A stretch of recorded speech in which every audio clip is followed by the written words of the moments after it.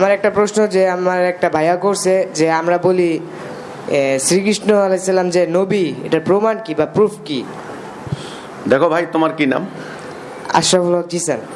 শোনো, একটা নলকূপে কি পরিমাণ পানি উঠে তুমি কল্পনা করতে পারো? তুমি দাঁড়িয়ে দাঁড়িয়ে সব পানি খাবে? কতটুকু খাবে? অল্প, আমার যতটুকু। তোমার যতটুকু দরকার, 1 গ্লাস, 1 মগ, সর্বোচ্চ 1 কলস, এর বেশি খাইতে যাইও না। আল্লাহ রাব্বুল আলামিনের সীমাহীন জ্ঞানের সমুদ্র। আল্লাহর এই পৃথিবী কত বড়, কত বিশাল তুমি জানো? আদম আলাইহিস সালাম থেকে এ পর্যন্ত কত লক্ষ বছর মানব জীবন গুজরান করে গিয়েছে, লক্ষ লক্ষ নবী রাসূল চলে গিয়েছেন। কোরআন বলে কয়জনের কথা তোমাদেরকে জানিয়েছি? আল্লাহ বলেন তোমাদের কারো কথা বলেছি, কারো কথা বলি নাই। আরেক আয়াতে বলেন এমন কোন জনপদ নাই যেখানে নবী রাসূল না পাঠাইছি। এত বড় ভারতবর্ষ, ঐতিহাসিকরা বলেছেন মানব জাতির সবচেয়ে প্রাচীনতম জনপদ এই ভারতবর্ষ। ভারতবর্ষ আমেরিকা বেশি প্রাচীন নয়, বেশি প্রাচীন নয়, এই ভারতবর্ষ প্রাচীন। কারণ হিমালয় অনেক প্রাচীন, হিমালয়ের পাদদেশে গড়ে ওঠা এই জনপদ অনেক প্রাচীন। এখানে কত লক্ষ লক্ষ নবী রাসূল, কত হাজার হাজার নবী রাসূল আসতে পারেন, যাদেরকে এখানে এরা বলে অবতার। আমরা তাদের নাম জানি না। ইমামুজ্জামান তিনি এক গবেষক, তিনি পণ্ডিত, তিনি একজন ইসলামিক স্কলার সোজা হিসাব। তিনি অনেক বড় মাপের গবেষক। তিনি বহু বিষয়ে মত দিয়েছেন।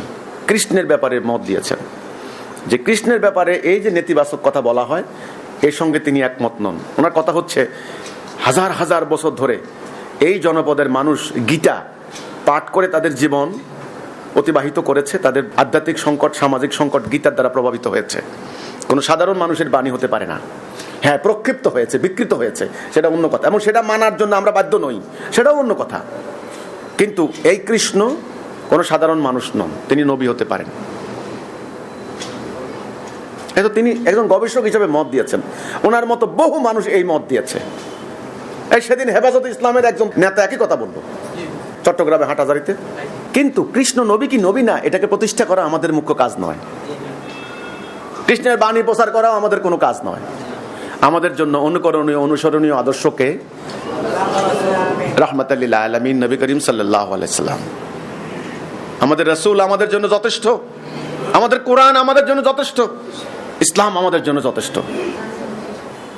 কিন্তু কৃষ্ণ, ওনার বাণী অশ্রদ্ধা করার কোনো উপায় নাই, ওনাকে অসম্মান করার কোনো উপায় নাই।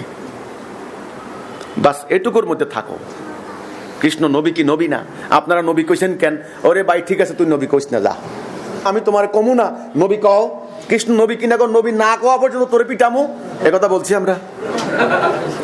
একটা গবেষণা, একটা বক্তব্য, কৃষ্ণ নবী হতে পারেন, আপনি মানবেন না, মানেন না, না আমি নবী কৃষ্ণকে নবী মানি না, ঠিক আছে ভাই, আপনার সঙ্গে আমার কোনো কথা নাই, জান। এবং কৃষ্ণ নবী কি নবী না, এটা আমাদের কোনো প্রচারের সাবজেক্টও না। এটা ইমামুজ্জামানের বই, 420 পৃষ্ঠার বই, বইয়ের হাজার হাজার বিষয় আছে, বিষয়ের মধ্যে এটা একটা বক্তব্য। তাও তিনি এত সতর্ক ছিলেন, তিনি ওই ফুটনোট লিখে দিয়েছেন নিচে দিয়ে বইয়ের, যে এই বিষয়ে আমার ব্যক্তিগত মত, আমি কাউকে মানতে আমি জোর করছি না, বাধ্য করছি না। রাসূলের আদর্শের খবর নাই, দিন প্রতিষ্ঠার খবর নাই, আল্লাহর হুকুম মানার খবর নাই। এই আপনারা কইছেন কৃষ্ণ নবী, আমি তোমাকে বলছি না কৃষ্ণ নবী এটা মানো তুমি, এটা আমি বলছি না। আমি বলছি রাহমাতাল লিল আলামিন হযরত মুহাম্মদ সাল্লাল্লাহু আলাইহি ওয়াসাল্লাম, ওনার প্রতি ঈমান আনো, লা ইলাহা ইল্লাল্লাহ মুহাম্মাদুর রাসূল। এর বাইরে কোনো কলেমা আছে আমাদের? তাহলে এই অপ্রাসঙ্গিক কৃষ্ণ নবী রাসূলকে প্রশ্ন করা হয়েছে, এই এর গুহাবাসীদের কাহিনী বলেন তো। রাসূলকে প্রশ্ন করা হয়েছে, রূহ কি? রূহ কি? আল্লাহ হুকুম দিয়েছেন, তুমি বলে দাও রূহ হচ্ছে আল্লাহর হুকুম, এবার বুঝো এটা ঠেলা, এবার মানে কি? এই জন্য কিছু কিছু ব্যাপার আছে, এগুলি গবেষকদের গবেষণার ব্যাপার, চিন্তাশীলদের চিন্তার ব্যাপার। এগুলি সাধারণ জনগণের বিষয় নয়। আসলে এগুলি আপনার মানার জন্য কাউকে বলাও হচ্ছে না, কাউকে বাধ্য করা হচ্ছে না, এটা প্রচারেরও সাবজেক্ট নয়, এগুলো কিচ্ছু না।